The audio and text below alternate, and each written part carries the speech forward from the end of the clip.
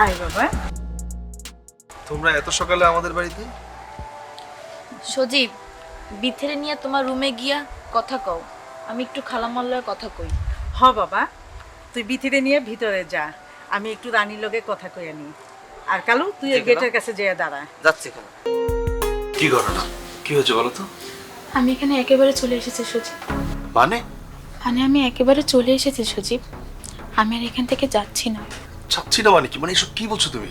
আমি সত্যি কথা বলছি সজীব।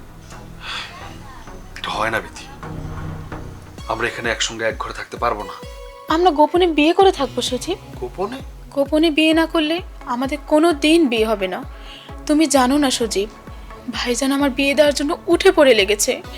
আমার বাড়ি থেকে বের হওয়া নিষেধ। আজকে ভাইজান শহরে গেছে, এই সুযোগে আজকে ভাবি তোমাদের বাড়িতে নিয়ে এসেছে। তোমাকে ছাড়া আমি থাকতে পারবো না সজীব, অন্য কাউকে আমি বিয়ে করতে পারবো না। আমি মরে যাবো সজীব, প্লিজ একটু ভেবে দেখো। বিথি, তাই বলে এইভাবে বিয়ে করতে পারবো না আমি।